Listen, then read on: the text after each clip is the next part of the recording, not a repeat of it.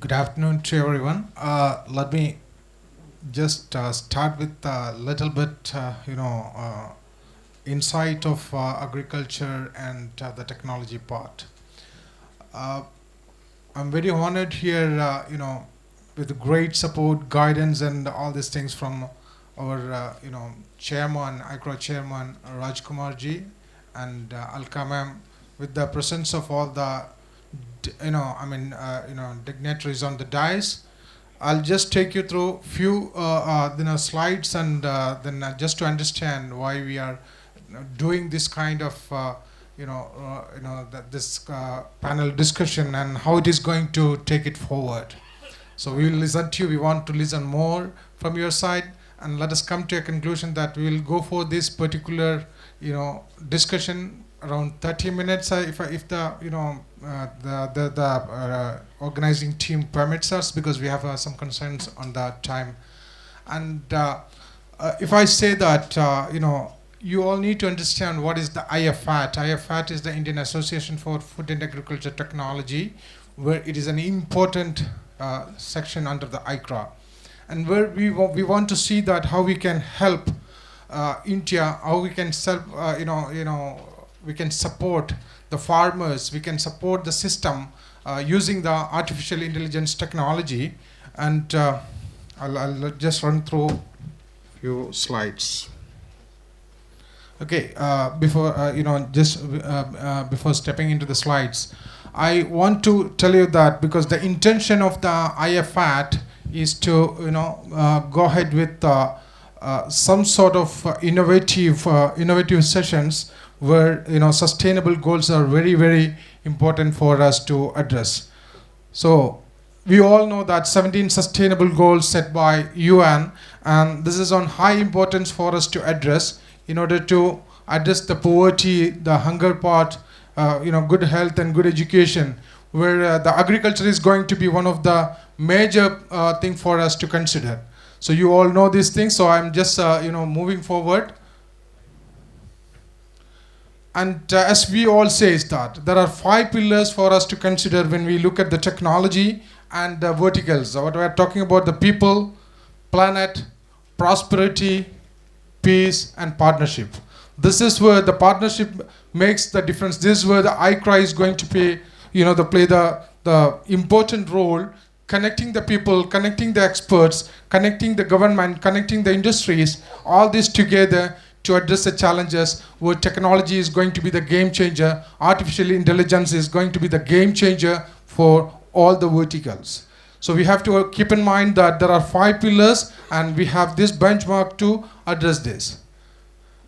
Again, economy matters for us. Whenever we talk about anything, end of the day, economy matters. It is very important for us to address this, and we have to see how the global economy is going to impact our agriculture and what we are going to do to address all these challenges. Just to recap on the numbers, if you look at, in India's situation, we are saying that the growth of the population and the demand of the food and agriculture, it is going to be the eye-opening message for us addressing all these challenges. So we have to see that the GDP growth as well as the agriculture, and you have to see from the farmer side also, 1 rupee, how it is spent in the market by the government, by the public. All these things are very important for us to address. So being a digital world forum member in the Europe, I can understand that we have to do a lot more to address the challenges in India and utilizing the network created by ICRA, and we have a lot to do together.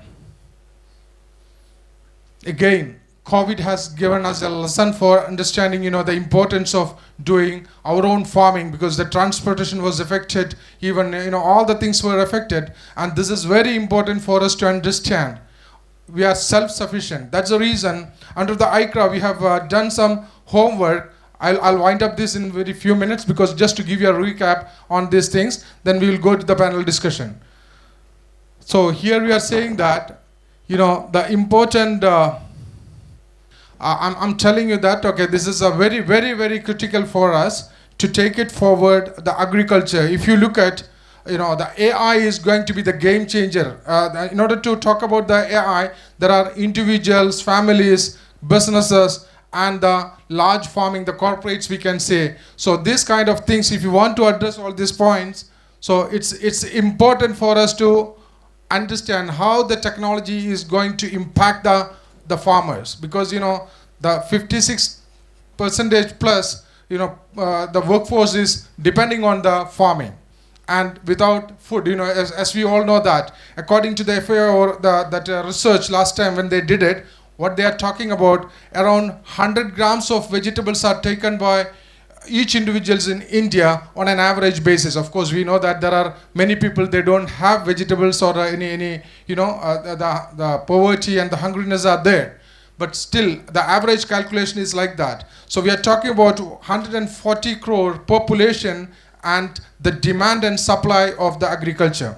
So we have to understand, if you the productivity and the quality is a challenge for us. It means, as an example, if you compare the Brazil and the US, the rice productivity per hectare, it is around 7 to 10 ton per hectare. Whereas in India, it is 3 to 4. Why we are having this kind of challenges? Because we don't have a scientific and systematic agriculture system which we are following. Because this is where we have to discuss and understand how we can address this problem. So how we can contribute for addressing this problem in terms of knowledge, in terms of investment, in terms of policy makers. All these kind of things are very important for us. So I'll take this the panel, because I really appreciate that. We can start the panel discussion. First of all, my question to so of course let us start from here.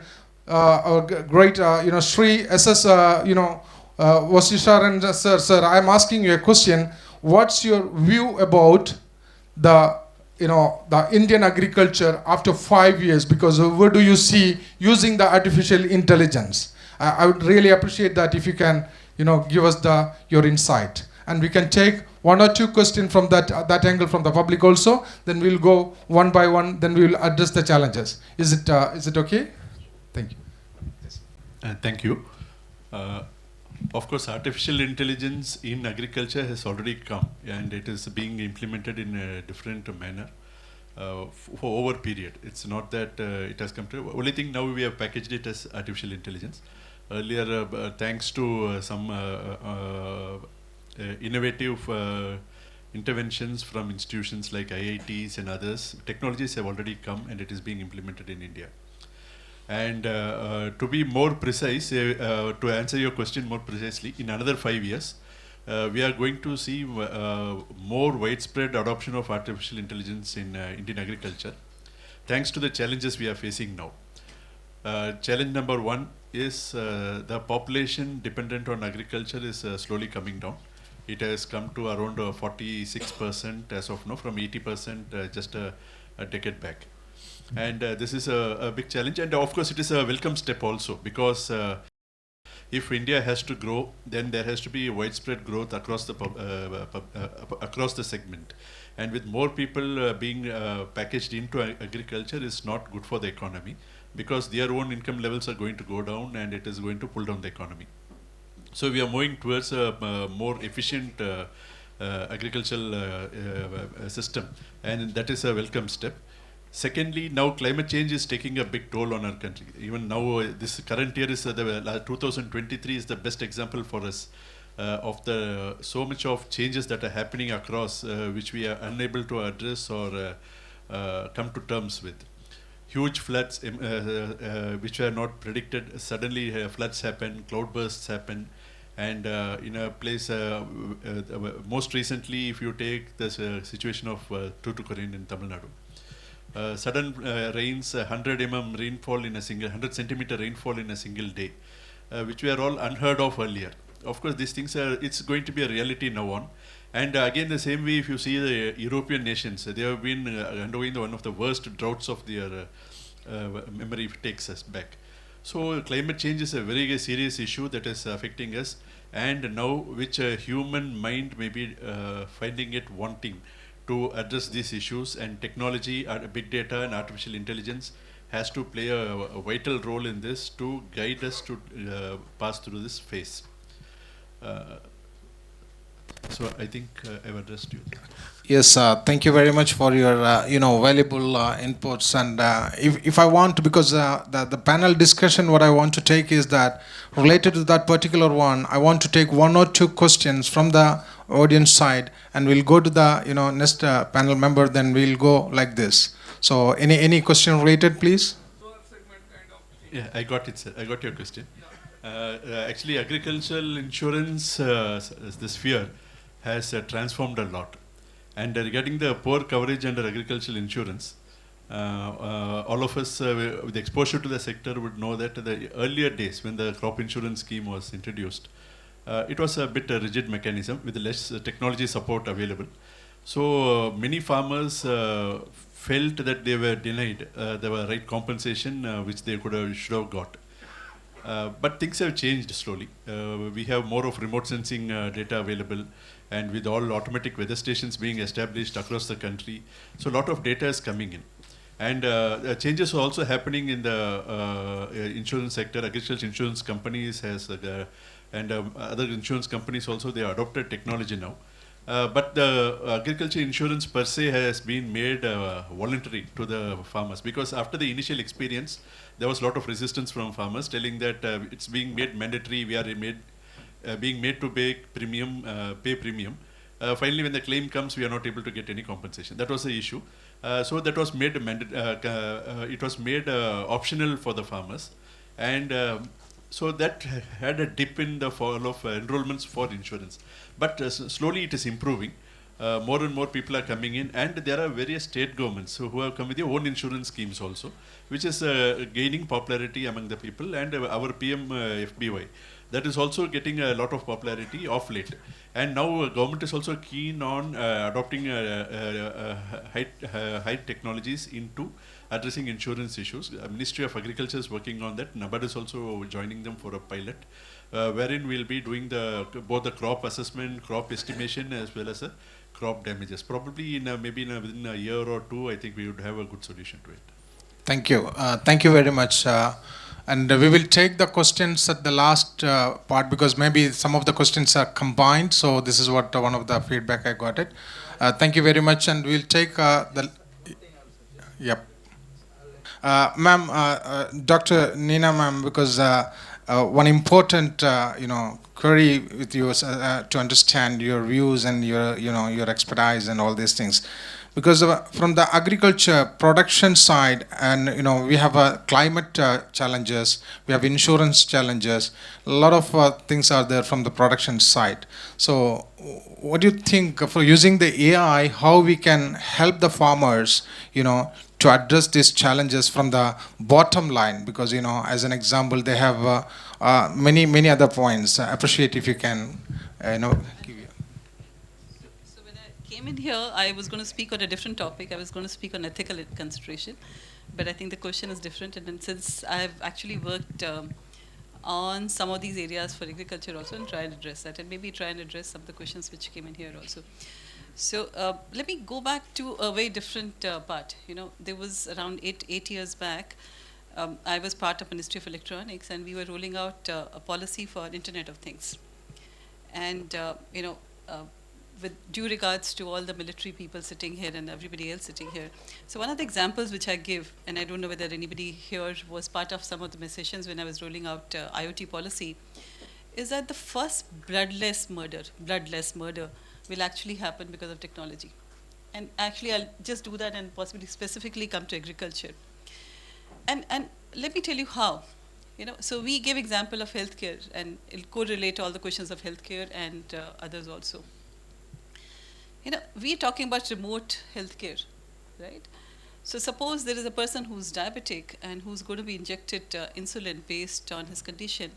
And suppose the insulin is taken automatically and the data goes to a doctor, and some hacker is able to hack the data and corrupt or change the data and send it back to the patient.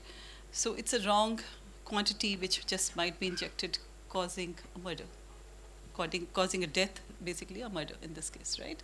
So I'm just giving you power of technology and hacking and wrong things. Now where does AI come in? AI actually can correct it. Because if you know that the BP or the sugar level of that particular patient is going to be between this particular level normally, and if there's a sudden exception which is raised, it is the AI who's going to say that, look, this seems to be an exception value. So I'm not going to just give what is coming on the wires, okay, and I'm at Pure Technologies, and I'm saying I'm not going to give her what is coming on the wires, but possibly still look at that exception, maybe get a second opinion from a doctor before I inject that level of insulin. So what are we saying? So the example I was trying to give you was that in today's world, AI can bring in that ethics also, or that structure or the required practices into anything that happens, whether it is healthcare or whether it is agriculture or anything. So specifically onto agriculture, since I've been asked a question on agriculture. Now, agriculture, I think he gave wonderful examples of what can happen. Now, let me go back to COVID time. We've all not really come out of the COVID time, right? We still know that it created a lot of problems, but India became, one of the forefront runners in terms of coming up with vaccine. Typically, a vaccine creation used to take 5 years, 10 years type of time. But this time, we, as India, were able to create a vaccine and give it to us people in a very short period. How do you think that happened? This was based on a clinical analysis, which actually was led and supported by the intelligent, I should say maybe not AI, but then maybe a lot of analysis, clinical analysis, which actually led to a faster creation of a vaccine, which all of us had, right? Let's now go to agriculture. Now, in agriculture, we are talking about new mechanisms of creating new products, right? Now, typically, if I know a little bit about agriculture, and we have experts on agriculture, I'm not an expert in agriculture, every product also goes through similar to a clinical analysis to say that, look, it's safe for a person or not safe for a person. So if you're trying to create a new version of a food also, that takes a lot of time. Can AI help there? Absolutely. Can AI help us to create or know how much pesticides we need to put in? We already have, all have heard of drones, automatic analysis of leaves, any problems, pesticides that need to be put in, etc. So agriculture, I think there is a lot that need to be done and can be done using AI. But let me try and give one small angle to it, which I think we should not forget. Whenever we do AI, and that was one of the topics which I came in here for, was AI in education and societal impact of education, which I think somehow the two have got combined. So somewhere, whether it's agriculture or healthcare or education, I think it's extremely important to ensure that there is that ethical or ethics that need to be taken care of, because as a technologist, if I write that rule engine and I tell the system that do behave like this, system is going to behave like this. And if I want to play a mischief, believe me, I can play a mischief as a technologist. So it's extremely, extremely important, and I'm sure all of you have read this also. Ethics need to come actually as a first point whenever we're writing something on AI or creating anything in AI. Happy to take questions at later stage. I think, ma'am, people should watch the movie Vaccine War if they wanted to understand what you are talking of, how we created in the I'm happy to even take questions on that, but I think yes, absolutely right. Thank you. That's how it helps. Yeah, thank you very much, ma'am. It was a wonderful this one, and of course, this is agriculture sector, and some expert from the education side also. We are sitting together here. So what we want to know, hear from the, the next team members. Let's go to Sir, Shri Amitabh Singh, sir, to understand his view about this, the agriculture sector and the AI, how it is going to bring changes in terms of value creation, in terms of economic impact. Let us hear from Amitabh Singh, sir. Please, I would invite you if you want to, speak on the, the podium or whatever as you like. Please. So, just before I get into the agriculture piece of it, let me tell you what we have been trying to do at Bhashini. We are basically trying to translate one language to other. And our mission is to transcend the language barrier. And when we talk about transcending the language barrier, we are trying to do that with AI models. And the AI models are basically created to translate one language to other. And our basic services are about, you know, can computer recognize my speech in all 22 languages which are there in the, constitution? Can it translate text available in 22 languages to other language bidirectionally? So that is the second set of problem. Third set of problem is that can the computer speak out the language which is encoded in the computer in 22 languages? So that is the three set of problems which we are tackling. Plus, we are doing the optical character recognition, which is an age-old problem, but we are also trying to do scenic, and we are also trying to do the handwriting part of it, although we are some time away from that. What we have been able to achieve, is that we are currently having speech pipeline, which is computer recognizing the speech in 12 languages and also speaking it out, and 22 languages translation. And as Mr. Abhishek Singh was talking about a few minutes back, that doing all the languages is difficult, and we need to collect the data, and that's how government has invested on about 200 translators across the field to collect that particular data, besides the crowdsourcing which he talked about. And we have tried to collect the speech data, we have tried to collect the text data, and the parallel corpus, as they call it, so that we are in a position to have one language sentence pair and translate it to another language sentence pair. When we did that, we are actually into a situation where we are able to, go through a speech pipeline for the computer and make the computer work as we give the voice command, right? So if the computer is able to recognize the speech and is able to translate and also speak back to me, I'm able to make the machine work with voice commands. What does it do? Not only it does, transcend the language barrier, it transcends the digital barrier, and it transcends the literacy barrier to a certain extent. So you are in a position to actually take this out in different form. Now, how does it help?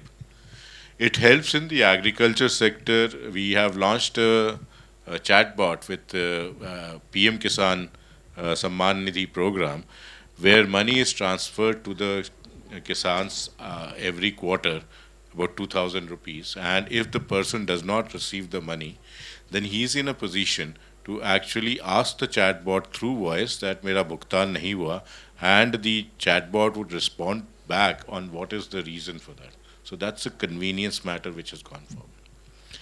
The second chatbot, which was launched by UP government, and these are individual initiatives which will ultimately combine nationally, and we are in early days. Second chatbot, which was launched by UP government, was giving information and is giving information currently on the information related to agriculture. इस महीने में क्या बुवाई करनी है, temperature इतना है, humidity इतनी है. All the information which you require, which happens to be in the database, of course the model gets trained better and they will answer better over a period of time. The third use case which has been worked upon is the mandi prices aggregated, and the kisan can ask the chatbot as आज धान का कितने पैसे में मिलेगा, and it can respond to you at कि this mandi में इतना, इस mandi में इतना, इस mandi में इतना. So we have transcended the language divide, digital divide, literacy divide through voice and multilinguality. It is in native language, it is not going here and there. So that's a set of things which will expand into its own, and the user journeys are supposed to be reimagined when these technologies are coming in, and most of you should be part of that journey, helping us to reimagine the user journey, so we are in a position to actually go in that direction. The other use case which we have implemented specifically again for the farmers is that farmers used to get loans on the basis of land records, lands which they hold, land parcels which they hold. And the land parcels are generally in vernacular language in the states, and banks understand those in Hindi or English, right? So earlier, the situation which used to happen was that the Kisan used to approach a bank, they used to ask for the land records. It was in vernacular, so they were supposed to spend the money and time to get it translated and then get it back. How much time? 1 month, 2 months, 3 months also, or more. The public tech platform, which has been implemented by RBI today, is transliterating the land records automatically. That means theoretically, a loan can be issued to a Kisan in 10 minutes if all the documents are right and the approval system is in place. And of course, RBI governor, while launching this, said that we should be able to service all the Kisans in about a week's time. So those are the ways in which, solutions using the, artificial intelligence has been helping the farmers. The other use cases which has been happening in the sector is like if you don't have internet, if you don't have any other modes of communication, but just have phone, then we have launched, with NPCI launched voice-based payment.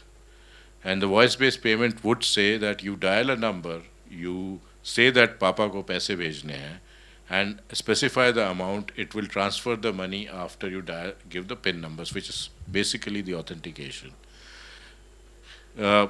You will see in a week's time or so, we are also trying to see if we can pull out legal help to all the people using a chatbot, asking if there is a person who feels that he is not being treated correctly for whatever reasons, he or she can say that I am suffering from this particular problem, or somebody has snatched my car, what do I do, etc., etc. And that goes forward into a chatbot answering, which will solve the preliminary level of problem.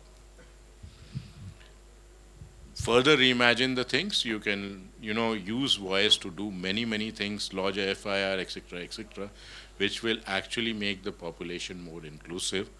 And discuss more inclusive has humongous repercussions in education, where person can study in the mother language or mother tongue, innovate and collaborate irrespective of which language they speak. Otherwise, most of us had been told that if you don't learn English, you're doomed, right? So that's the thing, which is English is just one of the languages rather than the language, is what our motto is and thinking is. So that's about some of the use cases. I'll come to others when we discuss it further, but this is what we are doing currently. Thank you very much, Abdav sir, and I'll just go back to Osiran sir to just explain about the NABARD, and because we need to understand how we can contribute or support this team, please. Thank you once again. So NABARD is basically a developmental financial institution, which was carved out of Reserve Bank of India to give more focus on agriculture and rural development. And regarding, of course, artificial intelligence, so the moment you come to artificial intelligence, we have to think of innovations. And NABARD has been had a phase of supporting innovations in the farm sector as well as in the non-farm sector.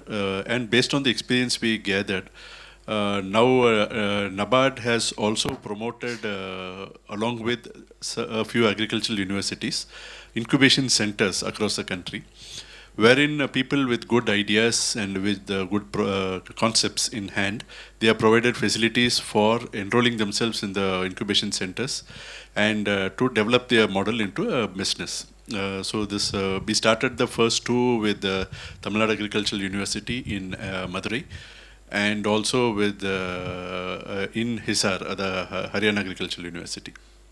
And subsequently it has been done in most states also. This is based on the experience that we were getting and the number of successful projects that were coming up.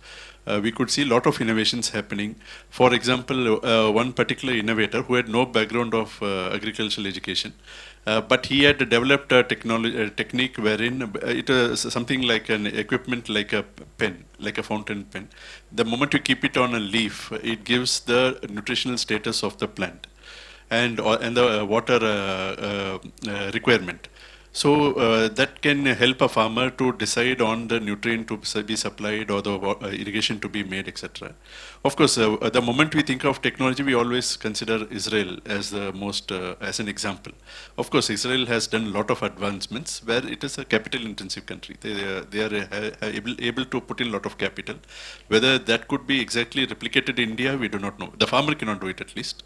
But there are other interventions which can be done where the startups have a big role to play.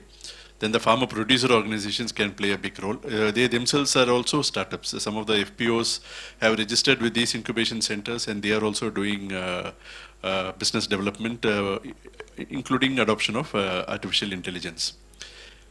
This is what we had been supporting in the incubation front. And apart from this, a key area where NABARD has ventured into, where is the requirement of funding for the people who are venturing into these new businesses for the startups. And so then we came out with a subsidiary by name NAB Ventures, which is into supporting startups for taking up their business on a larger scale. And this is eligible for those startups who are in the death valley, who have already started their business, been doing, and suddenly they have faced some crunch, and they are not able to move forward, though they have a very good technology on hand. So for that, to kickstart their business and to continue it further, we are giving venture capital support. NAB Ventures is based at Mumbai in NABARD head office. And if any of you have any good projects and which you are in the need of a venture capital assistance, you can always visit NABARD website or the NAB Ventures website, which will give you the leads to it. Thank you. Thank you. Thank you. It was a wonderful information for us. Ma'am, I would like to hear a little more about your expertise, experience, because because the audience are very much interested to know, because the education as well, because the education sector also is very important for us, because education, agriculture, and everywhere it's important. Please, if you can add some values, then we can go to, of course, Brigadier Rohit. I will talk about education also, but I think he's raised very good points, so let me give you some more thoughts. Now, when you look at agriculture, there are a large number of areas where you all can, or we all can actually help in agriculture. So agriculture is not only designing of a crop, it's also maintenance of a crop, it's also logistics which comes in. And almost everywhere AI comes into picture actually. So when it comes to warehousing and storage, I think a lot of work is already happening on using artificial intelligence on ensuring the crop has a larger lifetime and doesn't get spoiled. And by the way, and I'm going to tell about what we do as part of skilling. So that's one. Then logistics. We've all heard about things like Gati Shakti, which has already been started. But I think one of the major things is, if we are transporting food, at what temperature do we transport food? How do we transport? What is the best way that, let's look at bananas. I mean, how do we make sure that the bananas, when they're transported, they don't get spoiled? उसको किस time पे हमें तोड़ना है, कैसे transport करना है, कैसे पैकेजिंग करनी है, कैसे पार्ट्स बनाने हैं, कैसे सेल करना है, how do we make sure that it has a longer life? So I think agriculture actually has a large number of components. So one is growing crops, second is maintaining crop, third part is warehouse, of course insurance is another major part that he just mentioned about, and logistics, and then how is the crop actually useful? So how much a person needs to consume, what amount he needs to consume. If we are trying to make new kind of things that we are trying to sell in the market, what should be permutation, combination, for which age group are we trying to do that? So that's also a clinical analysis where AI can help. So there's too much actually that needs to be done in agriculture. But let me step back and come to education, and then I'll come to what we are trying to do to make this happen. So I represent a little bit of education also here, education and skilling. So I come from Ministry of Development, I come from NCVT. NCVT is a skilling regulator and part of Ministry of Skill Development and Entrepreneurship. So we work very closely also with UGC, AICT, and I see a lot of military people sitting here. A lot of our military forces also now are some of the awarding bodies, and they try and do a lot of training programs. And something good and wonderful that we came up together with UGC and AICT and the school boards was that every learning that we do will be creditized. So in fact, every learning that even our military people do on job also gets creditized, and they can get a degree on it. so we can have a separate session maybe on that also. But happy in case you people look at, some of the websites of UGC or AICT to see what is National Credit Framework, which says that every kind of learning gets creditized. So if our, our military people are learning something on, say, communication, that gets creditized. Or if they're trying to help even for cooking, I think that gets creditized. But let me step back to education. Now, what are we trying to do in education for artificial intelligence? So what we're trying to do is to create a large number of courses, and we're calling them skilling course, which could be for all kinds of people. So the skill could be for agriculture, which covers some of the areas that I just mentioned. It could be for healthcare, which also covers something like even as deep as clinical analysis, or robotics, because I think this conference today is also focusing on robotics. We've all known that we're not leaving ourselves to robots. What we're saying is the robots are going to help a doctor take faster and precision, or maybe have a Google kind of a case where they are actually reading our imaging of X-ray and telling us what is going right or not. So we're trying to create courses of that kind, or whether it's the gems and jewelry, which actually says that what can happen. So we've created a framework for skilling in artificial intelligence, and I'll just spend 2 minutes on that. I think it's important that you know. So what we're trying to do is, as part of the framework on artificial intelligence, we are saying that we need to have everyone in this country, and that's what you heard from the Prime Minister also, everyone in this country educated on AI. For example, today, everyone needs to know how to use a mobile, or I'm sure over a period of time, everyone almost needs to know how to use digital payment, or possibly even needs to know Bhashini, the way we heard her, how the Bhashini is growing. Similarly, AI is something which almost everybody needs to know. So we're trying to create courses for every level. It could be a school child, or a child who was sitting here sometimes back, a small child who needs to know, how can AI impact his life, and what he needs to know at school level, college level, or otherwise. Then we are also trying to create courses which could be simple applications, which we just heard from agriculture or otherwise. And then specialized products like ChatGPT. I'm sure everybody has heard about ChatGPT and Bard and others. So there is a group who's going to work on those specialized applications, and create products. That's one we're looking for. We're looking for people who work in different fields, and of course for all. Okay. But I can go on and on. I think he has dearth of time. So maybe you can go on. Yes, and I'm happy to take questions on the skilling framework that we have. We'll take it.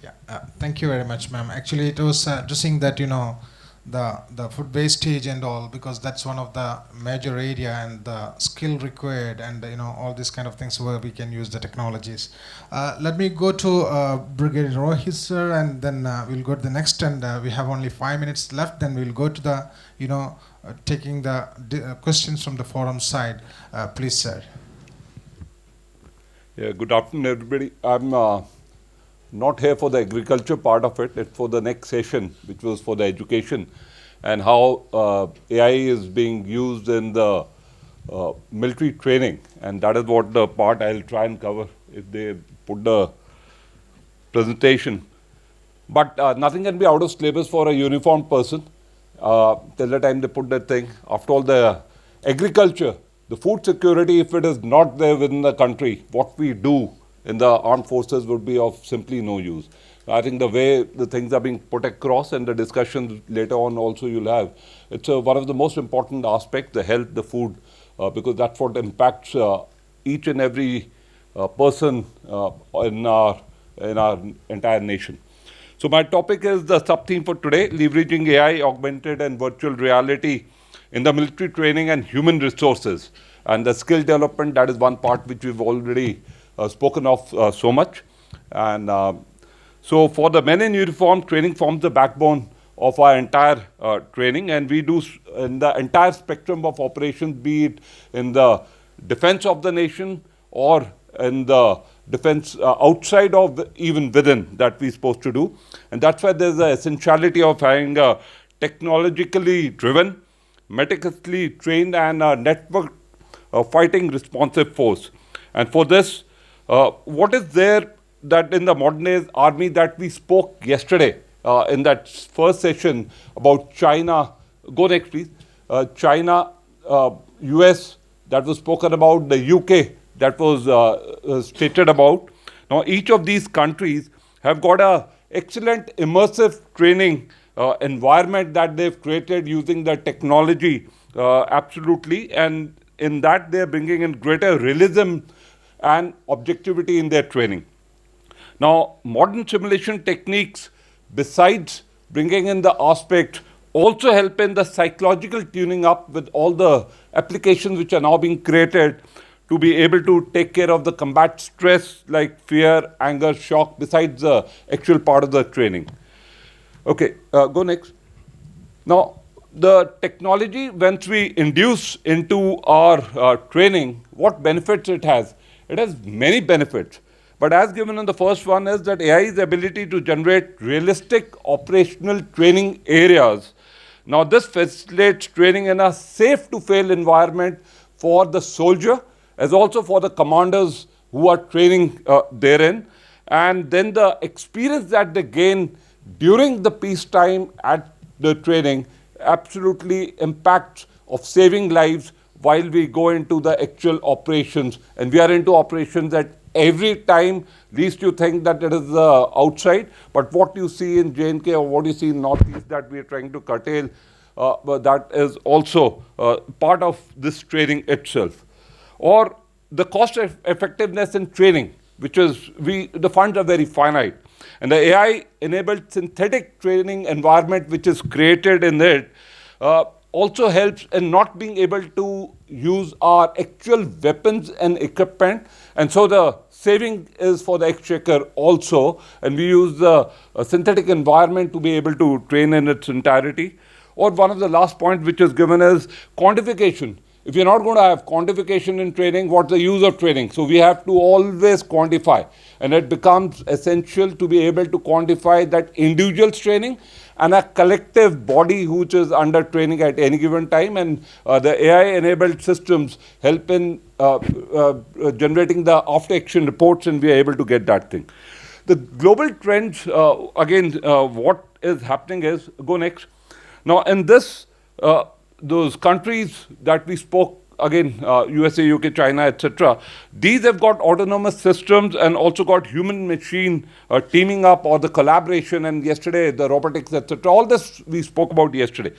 But what the key areas which is, given the last aspect, are the important which even the countries abroad have identified, and we've got the written statements of theirs, of delivering a AI-enabled capability, cultivating leading workforce. And then what is important, I think, in this environment is the commercial academia and partners teaming up with them, and also the ethical issues. So these are the four key areas on which they are basing their advancement. Now, for the Indian Army, go next. There are focus areas which our Chief of the Army Staff had enunciated for the Indian Army, which is given right on top. And I'll just touch the second aspect is the modernization and technology infusion. Besides the optimization with the Chief of the Naval Staff who attended his lecture, you heard him of how the optimization is required. And taking it this year, using the technology aspect, the lower part, which is the 2024 on the occasion of the Army Day, 76th Army Day, the Chief has declared that this year is the year of technology absorption. Now, be it those aspects of aligning, incorporating technology, or enhancing the technical threshold of a soldier, or all the techno warriors, the officers, cadre, etc., what it is. Go next.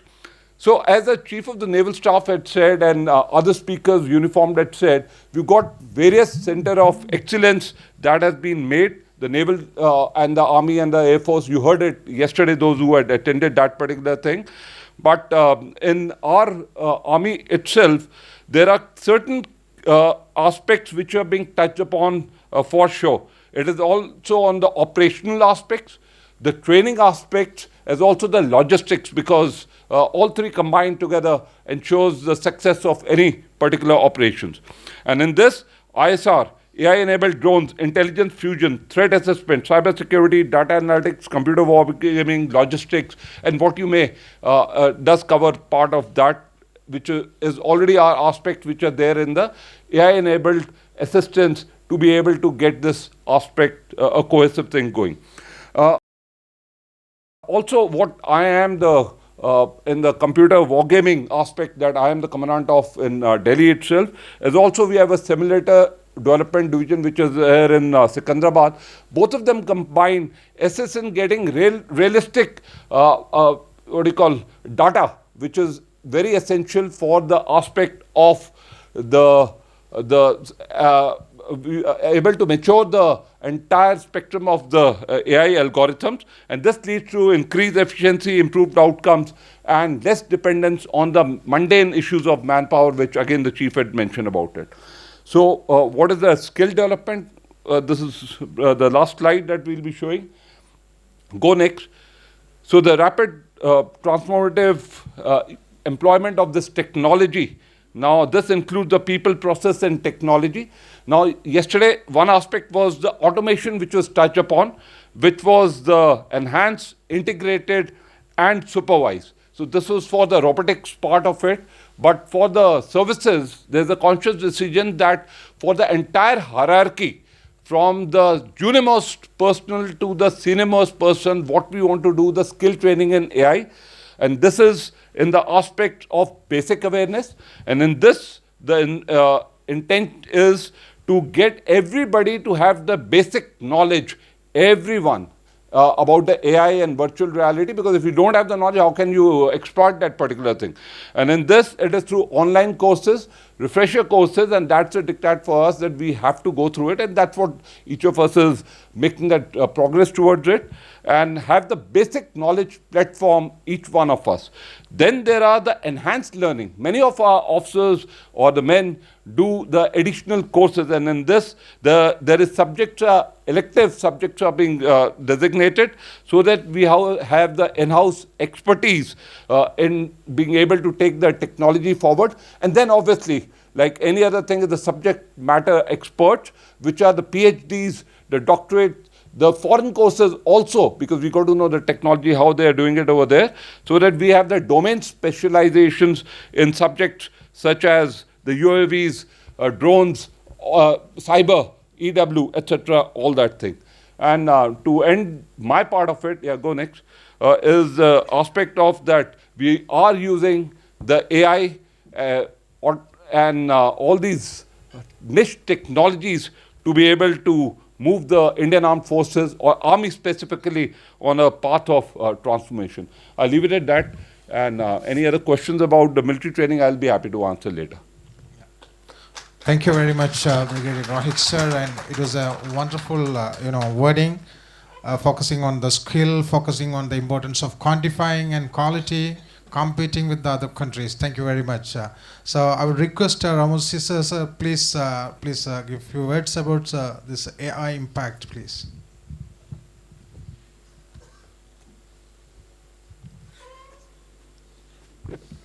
Good afternoon. I am Ramamurthy, Joint Director from Director General of Training, Minister of Skill Development. It's been my pleasure to associate with this and to brief what we are doing in DGT and MSDE on this AI, and as well as in the for the uniform.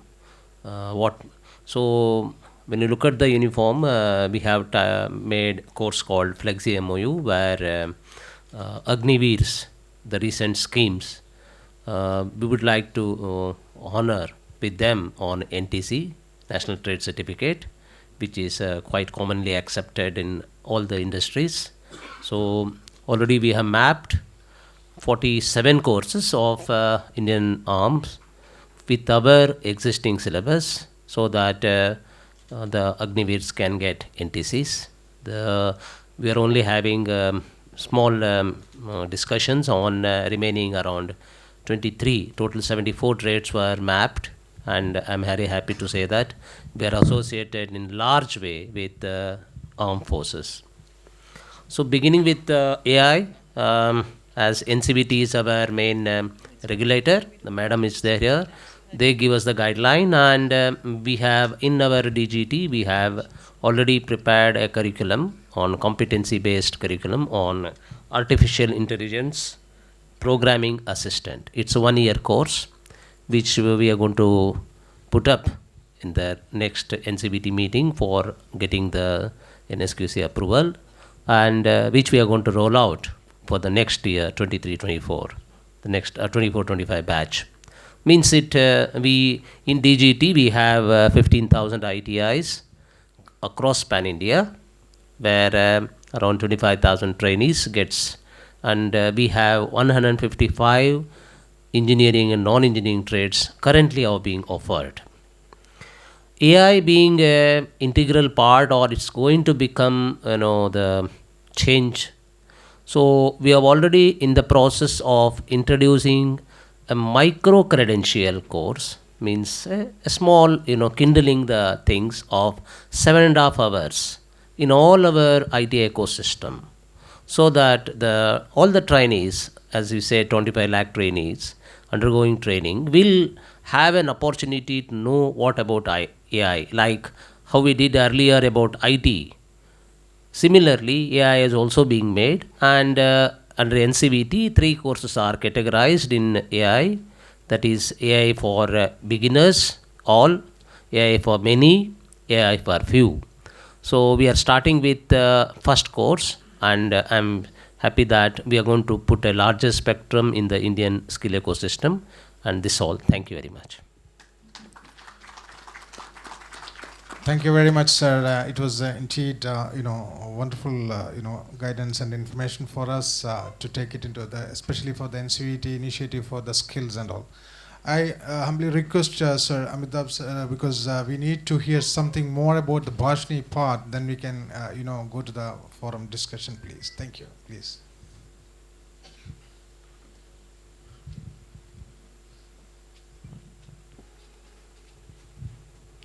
I did speak about some things when I was speaking earlier, but let me start from the beginning so that we are clear as what we are doing.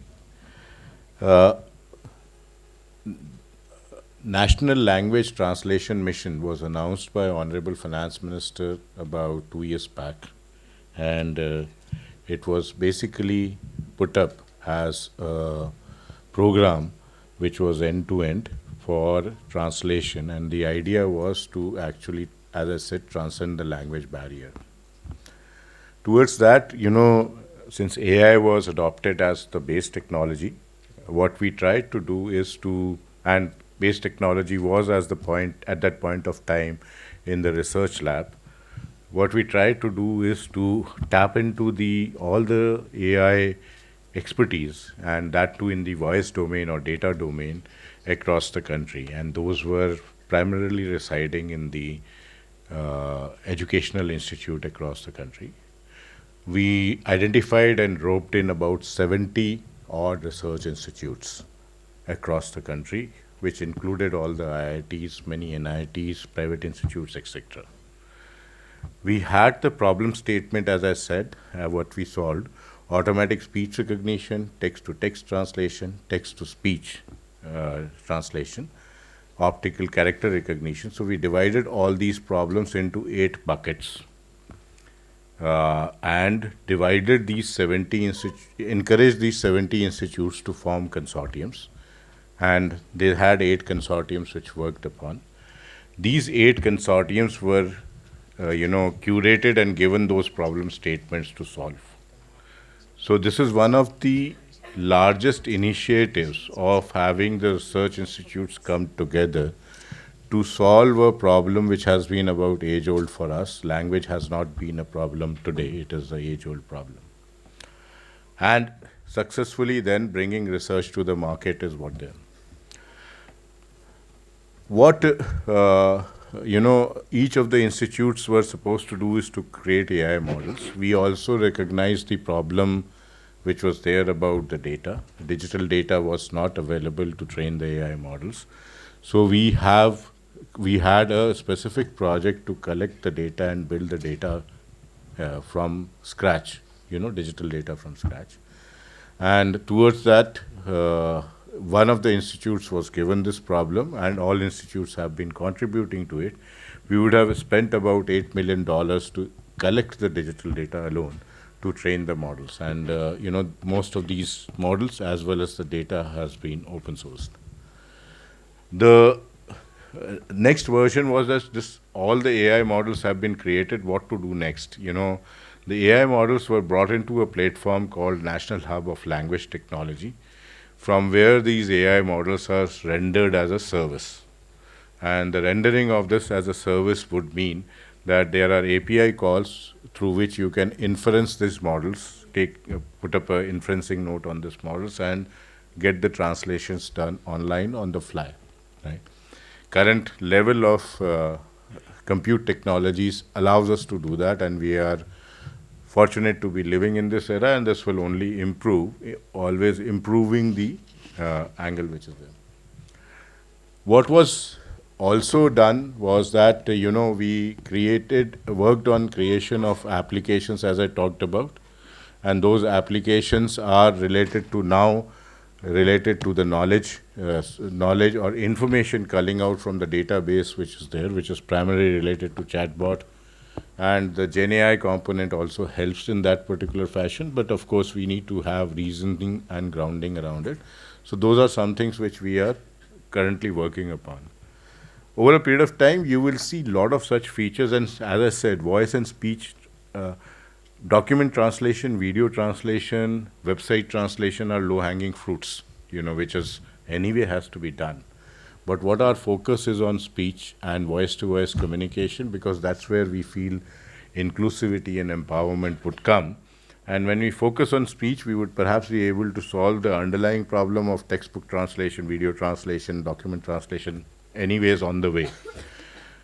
So, Honorable Prime Minister experimented with this technology in Varanasi when he, the setup was that he was speaking in Hindi, and there were 250 Tamil students who were provided the headphone. He had come from Tamil Nadu, and rest of the people were hearing in English. So mic output was going across to all the people, while as the headphone operations were going to the students and Mr. Annamalai, who was sitting on the dais.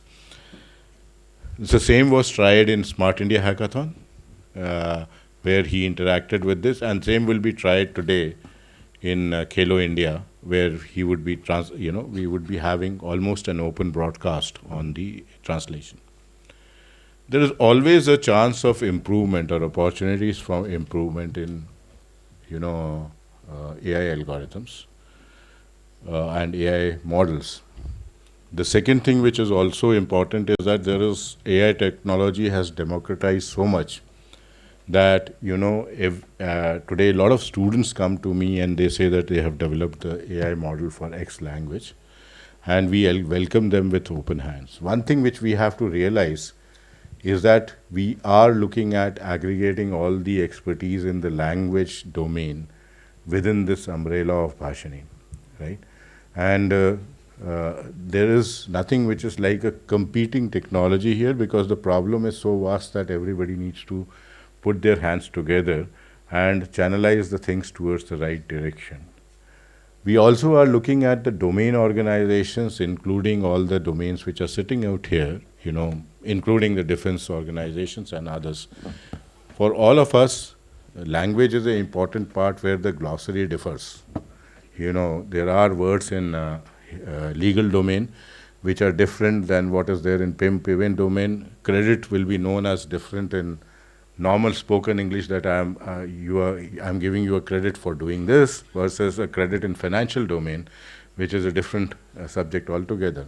A cell, even in education, a cell in history is different from a cell in biology, is different from a cell in mathematics. So the language is a vast problem, and it requires domain organizations to work together with us to make the solution perfect. And the idea of, coming out with all the things which we are doing, we have developed the expertise, and hopefully if we work together, we would be reaching and making this technology perfect, where, we would be in a position to offer the child learning, education, innovation, collaboration, without being dependent upon what we had heard in past, and I referred to it, that you need to learn another language to actually bring out your creativity and your knowledge. Thank you.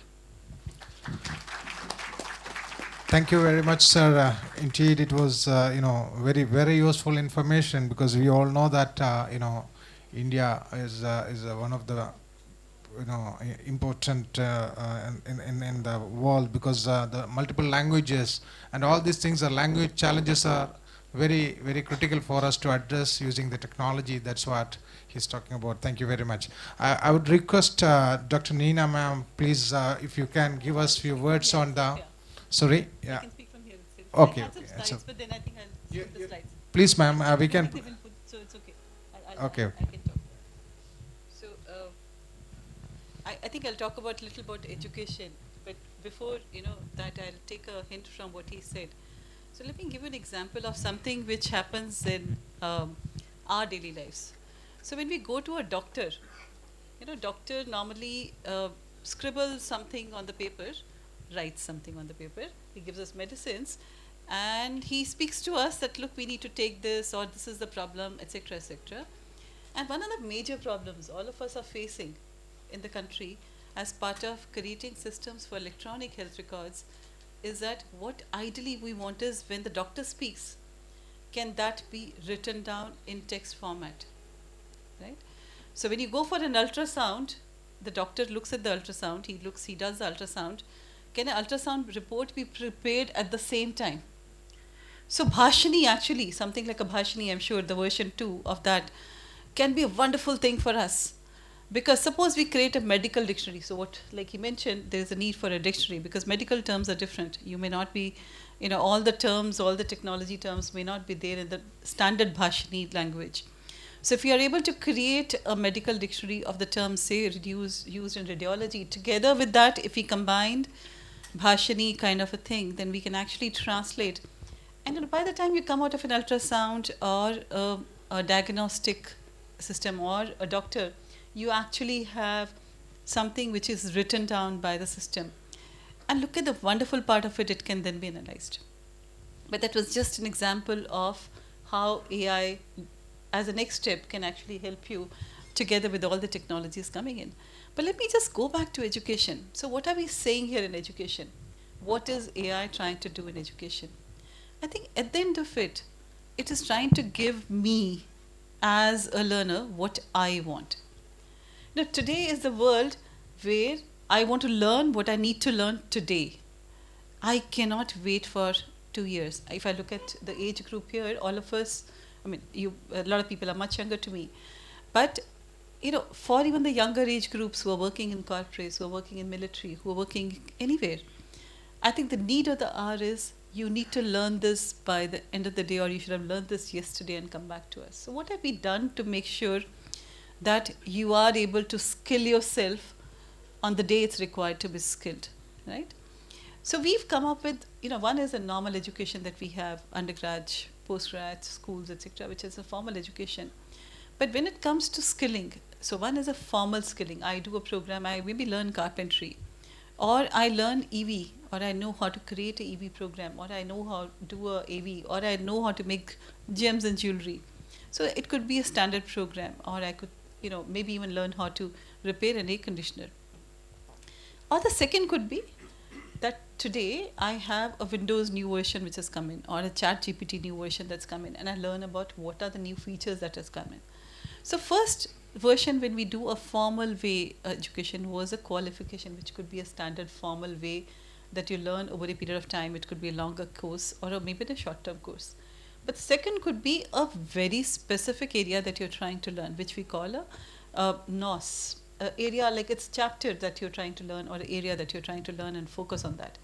But third, I think Rahul from DGT did mention, is the concept of micro-credential.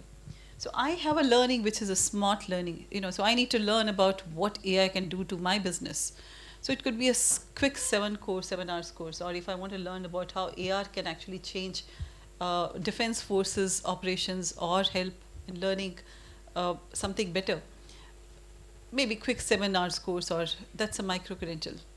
Or I even can have something called a nano credential, which could be a very small module, and all of us do that. There are times in COVID when we wanted to cook something new, all of us went to the YouTube and possibly did a nano credential of half an hour to cook, maybe bake a cake or maybe make a achar or something. All of us did that, yes? All of us posted, new cooking learnings that we have. That's a nano credential. Whether I want to learn cooking or I want to learn how to wash my hands, or I even want to take how to take blood, or I want to use oximeter or anything. That's a nano credential, could be of any small type that could. So we've created skills which could be of large amount or a small amount. It could be a technology skills like a AR, VR, or it could be a gems and jewelry. How do you clean up your jewelry? For the women sitting here, there are nano credentials, micro credentials available. Or it could be how do you see hallmark jewelry, or how do you make beautiful carpets, or it could be as difficult as, how do you create a product for, or how do you look at a machine and see, how the insurance could be calculated for a particular driver who's a rash driver, or driving on a vehicle, or driving on a road, right? So there are products which could actually be created as to how do you do that, for insurance, for different industries. So skilling is going via a major change.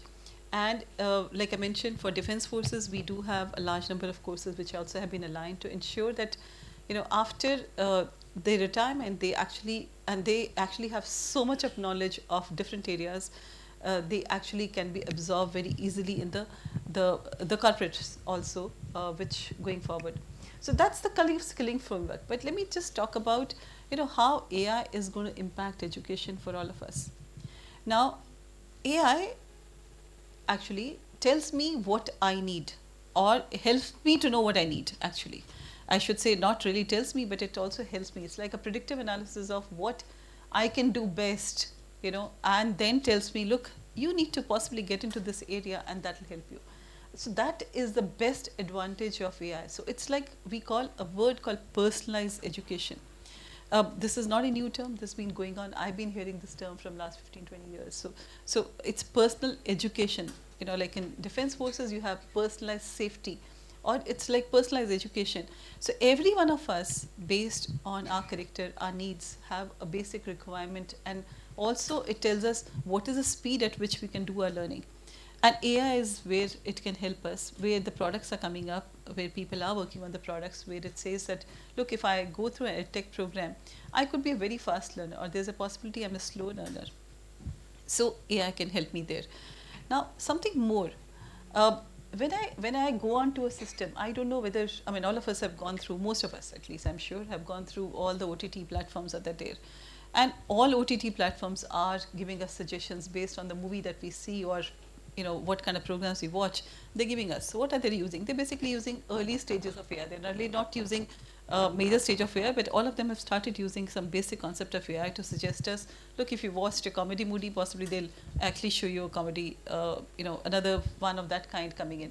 Now, AI also tells you that. So suppose you've done a course in a particular type, it tells you, look, if you want to progress or prosper in a particular area, and that's your next occupation that you want to choose, what could you learn?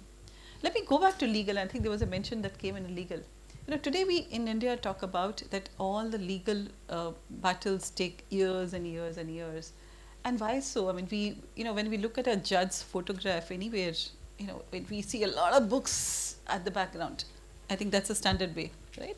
So if you could put all the encyclopedias in the system, why can't we put all what has happened, all the judgments back in that? So if there's a chat GPT who's actually able to go through the net and tell you the answer of a lot of questions, why can't something like an open source product which actually goes through all our judgments which have happened, actually tells me what happened in this judgment in this particular year in the similar area, maybe 5 years back or 2 years back or 6 months back over the country, and help me passing the thing, which is going to be so much of help for all the education for all the lawyers. Because currently they're actually going through all the systems, all the papers, and spending so much of time. More so, we thought for us what we can do. As NCVT, we have a large number of guidelines. And there are times people come to us as, what could be the guidelines? So my thought is, and we've not yet done it, but we do want to do it, is that can we actually put all our guidelines, all our qualification, we've got 7,000 qualifications today of the kind that I was just mentioning. Can I put them actually in an open source AI product? And I'm not saying ChatGPT, open source product, And there's a student who wants to know, look, I want to do a qualification on, say, AI and gems and jewelry, or AI and automatics, or auto, or mechatronics, or any area, and I want to possibly go in this particular area in my career. What could be the course, right? So basically, over a period of time, it will also collect knowledge and give you, possibly will be able to do a career guidance. I'm just talking about future. It's not happened today, but that's a thought that why can't we use AI for it? So what am I saying? AI not only for personalized education, but also for personalized career guidance based on your interest. We've seen a lot of people changing their careers, right, or going for different careers, but based on their interests, can AI actually help in that? But again, not to forget the ethical consideration.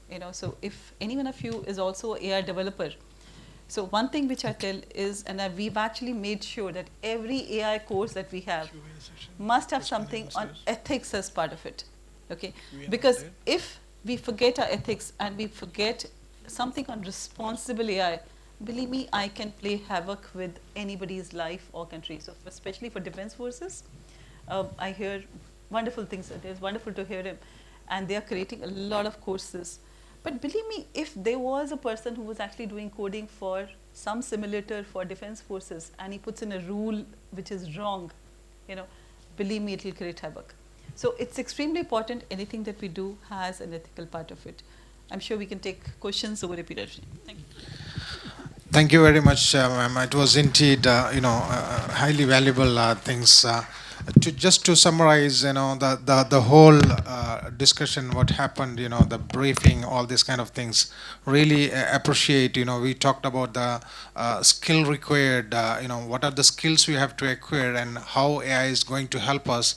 All these kind of things we have already, taken a note on that, and we understand how this language, the different language challenges we are going to, manage with the AI solution, and definitely, of course, how NABARD is going to help, the agriculture sector. All these kind of things we have heard about it.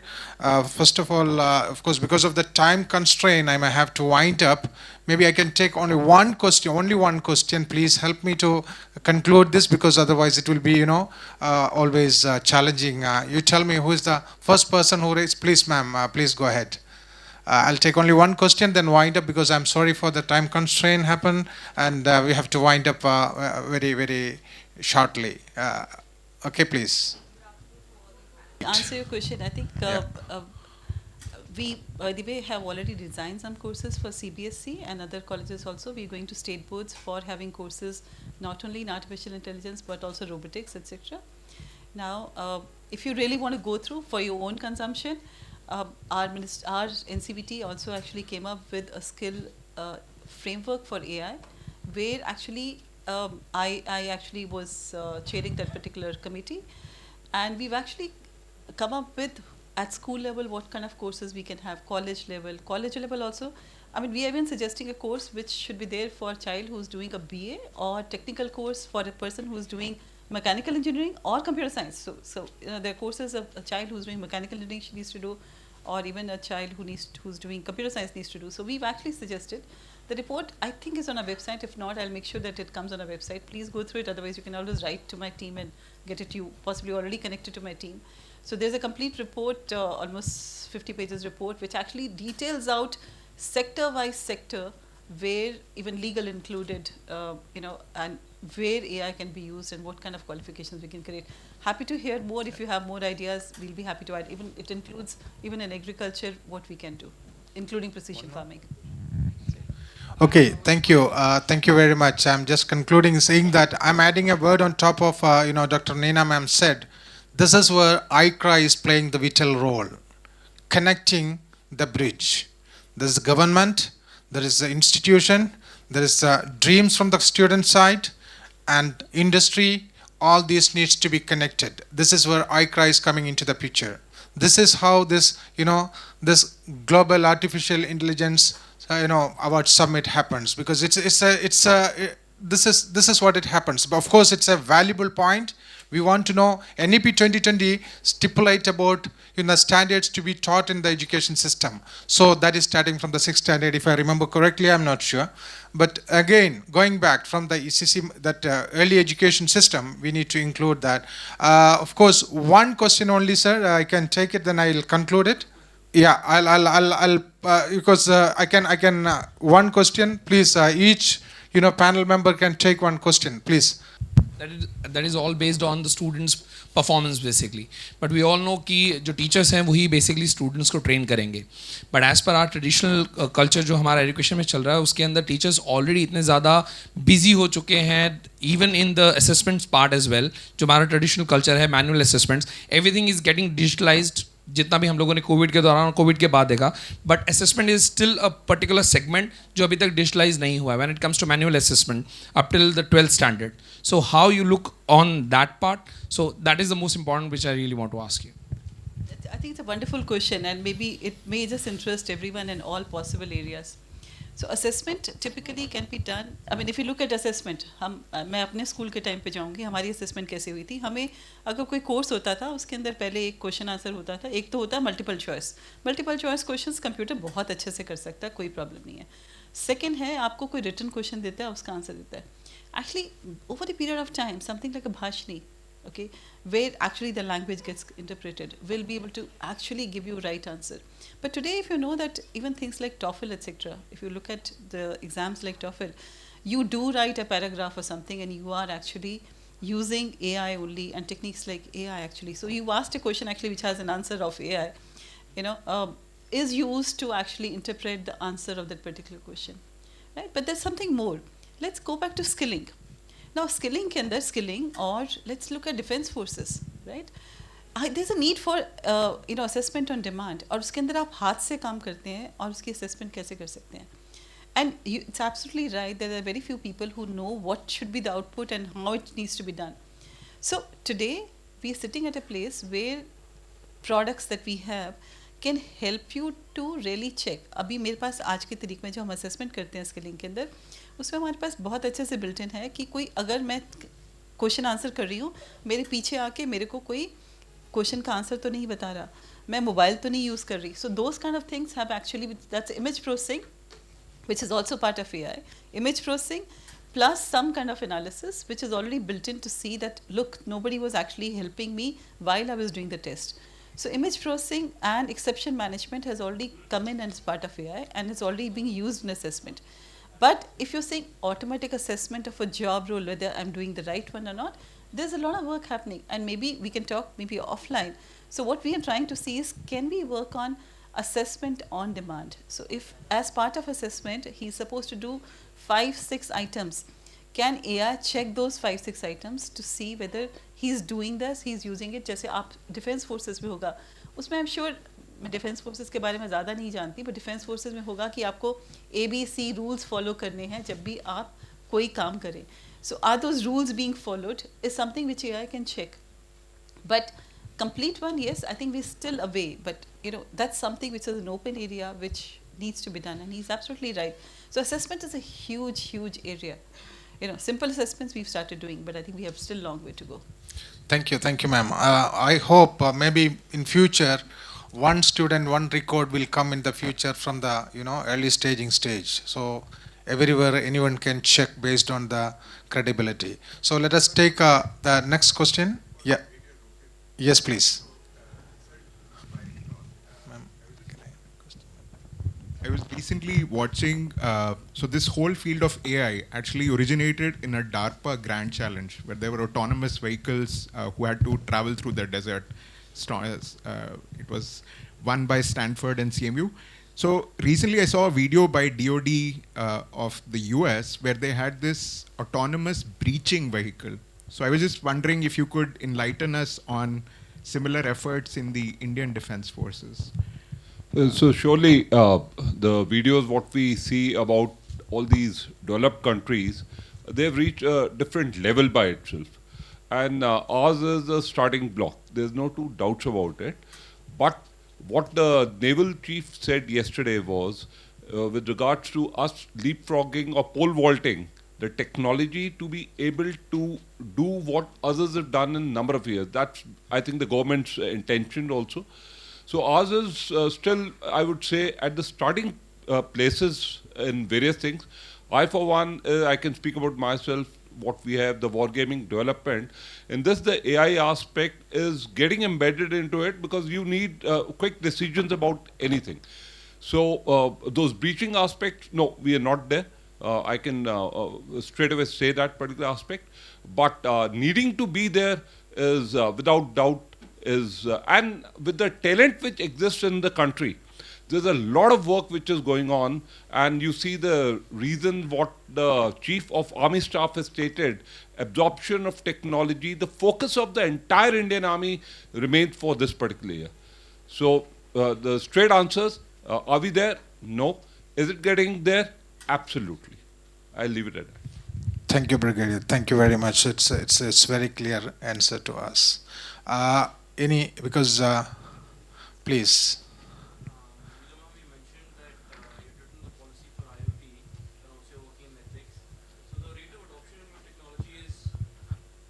Drastic right now. The rate of adoption of technology is drastic right now. We did, as a society, we did fail of to create guidelines when it came to social media and the impact it's had on us as a civilization. Similar thing might happen with AI as well. What are your thoughts on how do we tackle that? And would we be using AI to tackle AI in that sense, to be able to create guidelines, to be able to create structures that restrict its impact? Good, sir. Maybe may I request you to answer to this particular point? Thank you. See, as it has happened, when the technology came and we tried to, there are mechanisms which various countries have adopted. Like, when the IT came in, US adoption was that we would have created large companies, allowed large companies to be there. And over a period of time, they started becoming more powerful and more ubiquitous. Europe went on extra regulation and scuttled the complete technology innovation. China thought that they would basically build one platform and work upon. And here, what we have thought through is that we will keep it open and ensure that, innovation happens. And if you look at all our initiatives, as far as governance is concerned, the platform is what we are looking at. NPCI is a platform, right? It provides a protocol of exchange around which banks, Paytms or phone pays, etc. are proliferating. Similarly is the case with Aadhaar. Aadhaar is basically a identification thing, and then around which a lot of use cases and applications are talked about, and what Mr. Abhishek Singh talked about, DigiLocker, again is a similar thing, NAD again is a similar thing. Now, as far as regulation is concerned, and should we actually be doing it? The rate of technology progression is very fast. The hype around is very high, and good thing is highlighted, or the achievements are highlighted, and the wrong things also get highlighted very fast and very high. But the fact of the matter is we are still to discover many things about the technology, and putting any regulations around it will not be good. But at the end of the day, what I personally believe is that we need to actually follow the ethics model. If we have everybody trying to do a right thing, then these problems will not arise, and that's the basics which we have to do, because technology will keep coming and going. But our foundation lies in the education and ethics which we follow, the moral values which we follow, and that is what needs to be strengthened to come out of this. You have AI today, which is changing at a rapid pace. Tomorrow there will be something else which will change at multiple space. Right? AI still takes you, to the next morning. It is not morning to evening, but you will find some things coming up which will be morning to evening. Something would change. So, I think let's not try to over-regulate. Let's not try to actually wait for government or society to put hurdles onto it. I think it is more about self-regulation. But yes, crimes will happen. Situations will come in, and there would be regulations which will be put in. Government is doing a lot. They have, put in as far as data is concerned, they have put in a framework. There will be IT Act which will get modified and put in. So there will be things which will happen. But let's, ensure that people around us follow a certain level of right directions when they try to create technology, make technology happen. Thank you very much, sir. It was indeed, it is clear for me at least. I hope it's the same to you. And let us take the last question, and we are going to conclude here because I hope Ramod sir is going to address that question, especially if it is education related. Wonderful. Otherwise, also fine. Please.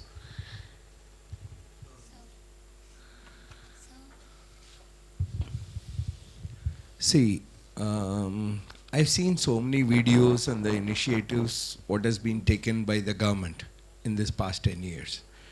And I also on a day-to-day interact with so many government officials. But intuitively what I feel or I've heard from people in the government, all these government is 100 steps ahead of what they wanted to do. Actually, the organizations are following the government. At the same time, it also worries me. It's a democratic country. Do you think that we will take a reverse gear if the government changes? Or do you think that it will slow down all this progress? Each of you are in some way or the other with government. I wanted to know just in one-liner from each of you from the government. No, it will not slow down. It will still continue. It's also worry that, that goes in people's mind. Or, what should be the status that if it just changes? Will it just continue in the same thing? Yes. Let me give it, because let us hear from, of course, Ramos sir, because please, sir. I think all the delegates here and on the podium, they have addressed the key issues on this AI and skilling. As I have to rush for another meeting at 3 o'clock, so I may not be able to. You can reach to me, and you can all. I have given the information to Rajkumar sir. You can always share it with us. Okay, thank you. Ma'am, the question what came here, because the government and this part, I would like to, sir, if you want to add some point on top of that, just to conclude this, because we are going to conclude this session here, and with the final words from, of course, Wazir and sir. Yeah, without creating any hypothesis on change of government or anything, I would like to comment that in 1991, when liberalization came, I think there was a lot of resistance because we were used to some traditional mindset. And when it came, I don't think we have gone back. We are still marching forward. And whatever pace it's going on, it will keep continuing. Whether in the same pace or not, I'm not sure, but it will continue. I think I've already answered. I think the technology is something which is just increasing. The use of technology is just increasing every day. And I think everyone sitting here is a decision maker for government or for technology. So I think it's you who needs to decide, like I said. Yeah. Thank you. Thank you very much, ma'am. We are concluding here. Thank you very much for all of your, patience and these things.